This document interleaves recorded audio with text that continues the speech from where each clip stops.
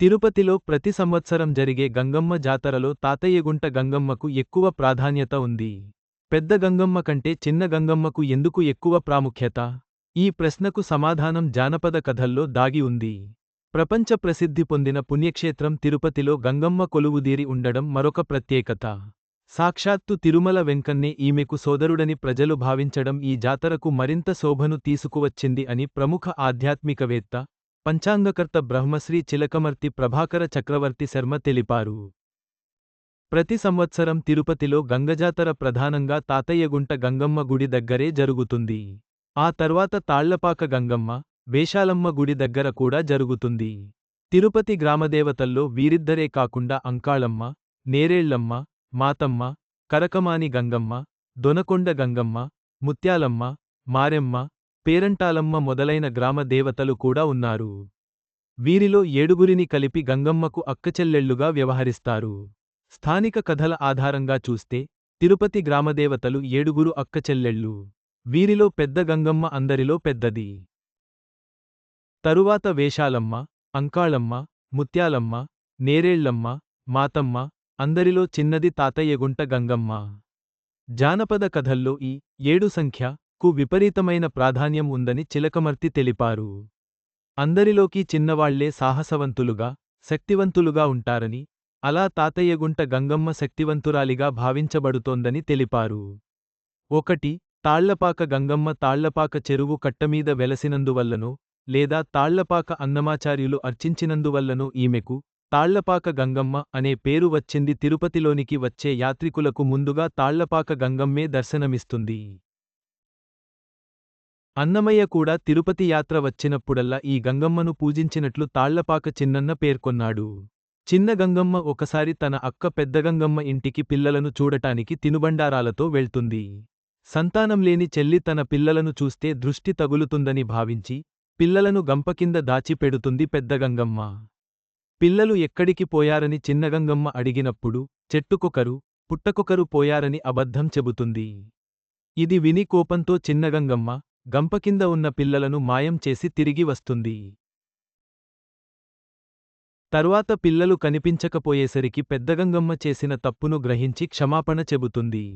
చిన్నగంగమ్మకు పూజలు ముందు, తనకు తర్వాత జరగాలని, ప్రజలు సమర్పించే అన్నీ మొదట చిన్నగంగమ్మకే ఇవ్వాలని ఒప్పుకుంటుంది. చిన్నగంగమ్మ పిల్లలను తిరిగి అప్పగిస్తుంది. అప్పటినుంచి జాతర చిన్నగంగమ్మ చుట్టూ కేంద్రీకృతమైంది. వేషాలమ్మ గుడి ఒకప్పుడు తిరుపతి గ్రామ సరిహద్దుల్లో నైరుతి దిశలో ఉండేది. గంగజాతరలో ఆనువంశికంగా వేషాలు వేసే కైకాల రెడ్లు, రజకులు మొదట వేషాలమ్మను దర్శించి పూజలు చేసి, ఆపై ముఖానికి వస్త్రం తొలగించి వేషాన్ని ప్రజలకు చూపిస్తారు. సున్నపు కుండలు వంటి ప్రధాన వేషాలు వేషాలమ్మ గుడిలోనే వేస్తారు. గంగజాతరలో అత్యంత ఆకర్షణీయమైన చప్పరాలు వేషాలమ్మ గుడి పక్కనే కోర్టు ఆవరణలో కట్టుతారు. 1, 2 వేషాలు తప్ప ప్రతి వేషం వేషాలమ్మ గుడికి రావాల్సిందే. దొరవేషం, పేరంటాలు వేషం కూడా గుడిలోకి రాకపోయినా గుడి సమీపంలోనే ప్రారంభమవుతుంది. గంగమ్మ పాలెగాడిని చంపిన ప్రదేశం కూడా వేషాలమ్మ గుడి వెనుక పక్కనే ఉండటం గమనార్హం. ఇలా ప్రతి వేషం ఈ గ్రామదేవత వద్దకు రావడం వల్ల, వేషాలన్నింటికీ ఆధిపత్యం వహించడం వల్ల ఈమెకు వేషాలమ్మ అనే పేరు వచ్చింది. తిరుపతికి ఆగ్నేయ దిశలో తిరుచానూరు రోడ్డులో అంకాళమ్మ గుడి ఉంది. అందమైన రాతి స్తంభాలు, శిల్పాలతో ఈ గుడి నిర్మించబడింది. ఆంధ్రప్రదేశ్లో ఎక్కడా లేని విధంగా ఈ గుడి ముందు స్త్రీ ద్వారపాలికలు నల్లరాతితో అద్భుతంగా చెక్కబడ్డాయి. ఒకప్పుడు తిరుపతిలో కలరా వంటి అంటువ్యాధులు ప్రబలినప్పుడు ప్రజలు ఈ అంకాళమ్మను పూజించేవారు. తిరుపతికి తూర్పువైపు ముత్యాలమ్మ గుడి ఉంది.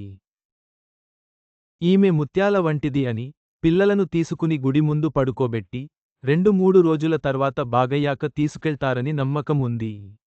ఈ దేవత తాతయ్యగుంట గంగమ్మ గుడికి ఎడమవైపు ఉండేది. ఒకప్పుడు సూరావాళ్లతోటలో నేరేడు చెట్టు కింద ఉండేది. అందువల్ల ఈమెకు నేరేళ్లమ్మ అనే పేరు వచ్చింది. ఈమె ఊరిని కంటికిరెప్పలా కాపాడుతుంది. తిరుపతికి దక్షిణ దిశలో దళితవాడలో మాతమ్మ గుడి ఉంది. ఈ గుడిని ధూపం రెడ్లు కట్టించారు. ఈమెను ఇతర కులాలవారు కూడా ప్రధానంగా పూజిస్తారు. పెండ్లికి ముందు కొంతమంది స్థానికులు మాతమ్మ గుడికి వెళ్లి పొంగళ్లు పెట్టి వస్తారు అని ప్రముఖ ఆధ్యాత్మికవేత్త బ్రహ్మశ్రీ చిలకమర్తి ప్రభాకర చక్రవర్తి శర్మ తెలిపారు.